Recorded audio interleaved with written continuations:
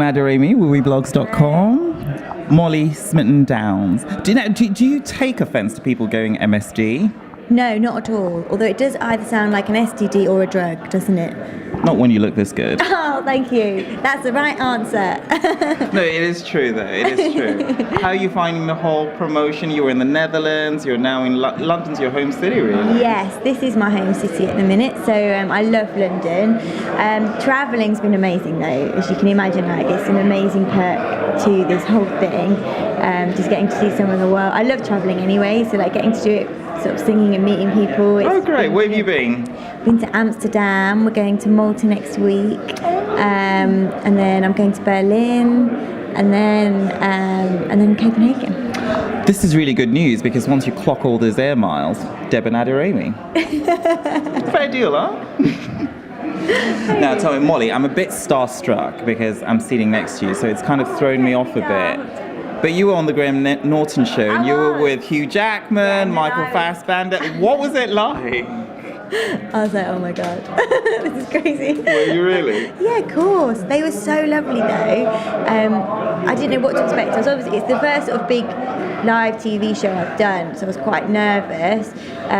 But they were all so nice, like Graham included. And they were like, when I was performing, I could see them. They were like really like rocking out. And then when I went over, Hugh and James, if I call them like that, oh gosh, she's such a show off. Love it.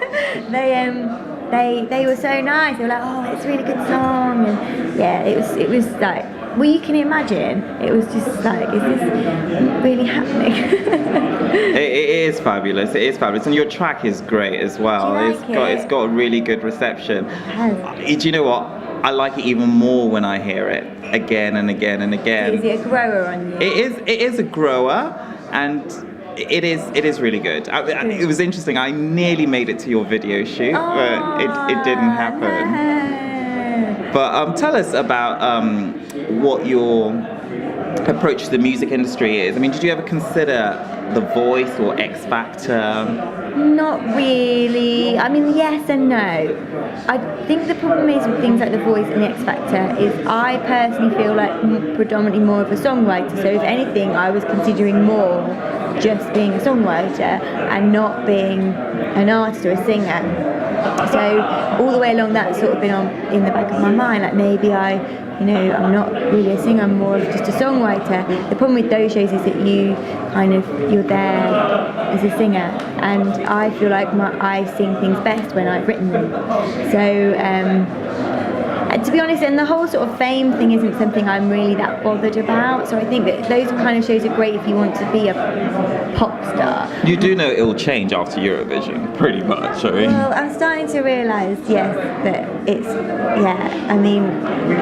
Forget the underground now. Yeah, I know, I'm starting to realise.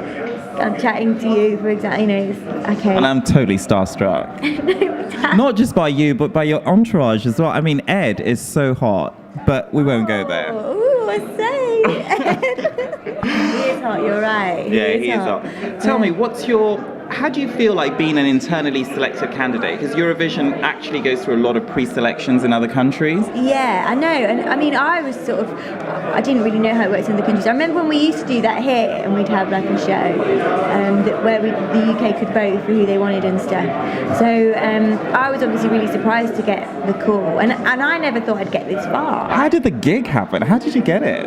Oh, it was all a bit of a surprise, really. I was just doing my thing, like writing music, and I uploaded it to the BBC Introducing site, and they were supporting me. And it was through that the people that are putting together Eurovision this year, including Guy Freeman, who's the big boss, that's how they found me, and he got in touch, saying, do you want to do it? And at first I was a bit like, well, not really. I just thought that they were getting in touch with me as a singer, and I just imagined it being something that was very kind of restrictive, and they would control everything, and again, a bit like sort of X Factor, where you kind of have to do what you're told. And but after speaking to them, it was really apparent that's not what they were doing, and they were really open to just, you know, seeing what happened. They wanted it to be someone who's not a household name. They wanted it to be fresh and new and contemporary, and they didn't really have any real rigid stipulations about what the song was going to be. They just wanted it to be a good song. So I kind of just thought, well, what have I got to lose? Like, actually, this feels like a really exciting thing to try and do. And were there other songs that were sort of in the running, or it was just Children of the Universe right off the bat? Yeah, not really. I mean, I had a meeting, spoke to Anders Hansen, who's the co-writer and producer, said, you know, would you be up for working on this with me, because he's amazing, and I knew I'd need someone of his sort of calibre on it with me, and he was like, yeah, sure. So I got to work in the little one-bedroom flat. He's based in Stockholm, so I was just sort of jamming out a few ideas and was sending them over to him, just in like really raw form, just like chords and the top line, and then I like the way you're talking to me like I'm a songwriter, you know, like, really cool. Chords and jams. Oh, it's not that technical. Yeah, okay. And then, and then he, there was a few before, and then I was working on one, and I messaged him saying, I'm working on one, I'm really excited about it, and I was, at This is Children of the Universe. It was just always something, the Power of the People bit sort of came first, that sort of pad, that vocal pad, and then it all came. Anyway, I sent it to him, and he kept me waiting so long before responding, and I thought, oh no, he hates it, and I really like this one. And and then he got back to me the next day and was like, I really, really like it, I think this is the one we should go with. And it did feel like it always felt like a really strong song to me. But like I say, we never thought we'd get this far. We just thought, well, worst case, we write a song we're really happy with, and people at the BBC hear it. Like, that's great. So it's beyond that, and lots of people like it. And on Wiwibloggs.com, lots of our readers like it and would like to hear a message from you.